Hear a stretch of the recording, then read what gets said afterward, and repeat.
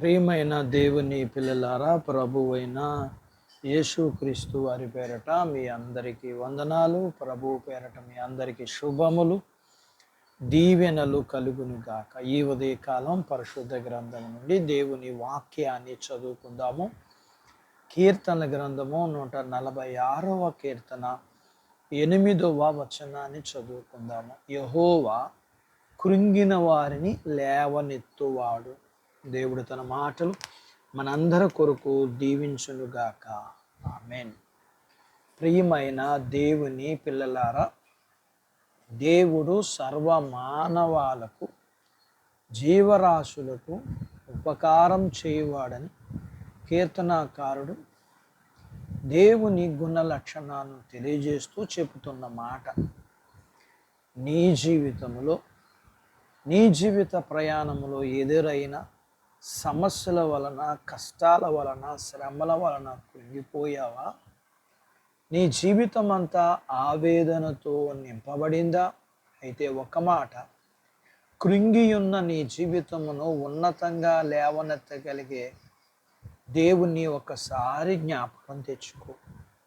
దేవుని యందు నిరీక్షణించు. ఆయన తప్పనిసరిగా కృంగిన స్థితిలో ఉన్న నిన్ను లేవనెత్తి అలసిన నీ ప్రాణమును సేద తీర్చి నీ కన్నీటిని తుడిచి నీకు సంతోషమును అనుగ్రహించు. ఒకరోజు అబ్రహాము హాగరుని, ఆమె కుమారుడైన ఇస్మాయిలును ఆహారమును నీళ్ల తిత్తి ఇచ్చి ఆమెను ఇంటి నుంచి పంపివేశాడు. అయితే ఆమె బెయేర్షెబా అరణ్యములోంచి అటువైపు వెలుచుండెను. అయితే ఆహారము, నీళ్లు అయిపోయినాయి.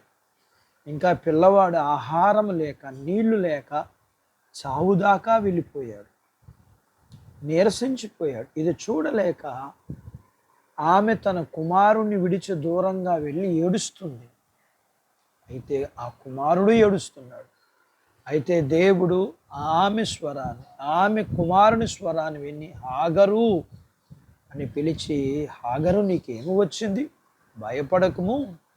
ఆ చిన్నవాడు ఉన్న చోట నేను వాని స్వరము విన్నా.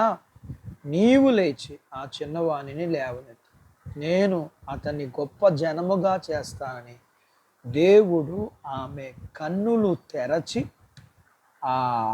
ఆమెకు నీళ్ళ ఓట చూపించి వారిని లేవనెత్తి బలపరిచి వారిని ఆశీర్వదించాడు. అలాగే అనారోగ్యంతో కృంగి ఉన్న సీమోను అత్తను ఆయన లేవనెత్తాడు. అలాగే అపవిత్రాత్మతో కృంగి ఉన్న ఒక చిన్నవారిని ఆయన లేవనెత్తాడు.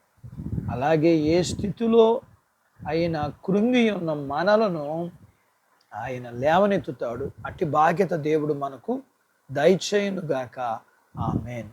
ప్రార్థించుకుందాం. నాతో పాటు ఏకీభవించండి. మమ్మల్ని మిక్కిలిగా ప్రేమించిన మా ప్రియ పరలోకపు తండ్రి, మీ పరిశుద్ధ నామమును బట్టి మీకు వందనాలు. యువతీ కాలం మీ పాదాల దగ్గర మీ లేఖనాన్ని నేర్చుకోవడానికి సహాయం చేశారు నాయనా.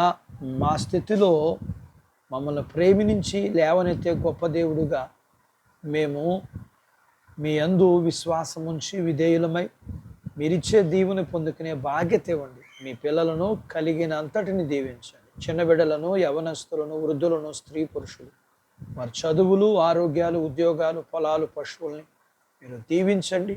వివాహాలు కాని వారికి అవ్వటానికి, వివాహాలై గర్భం లేని వారికి గర్భఫలం ఇవ్వండి. గర్భం కలిగిన వారికి సుఖమైన ప్రసూతిని, ప్రసూతి అయిన వారికి ఆరోగ్యము, మీ పిల్లలను కలిగినంతటిని మీరు దీవించి ఆశీర్వదించమని యేసు ప్రభు వారి పేరట స్తుతించి ప్రార్థించి అడిగినవన్నీ పొందుకుని ఉన్నాము తండ్రి. ఆమెన్. దేవుడు మిమ్మల్ని దీవించునుగాక. ఆమెన్.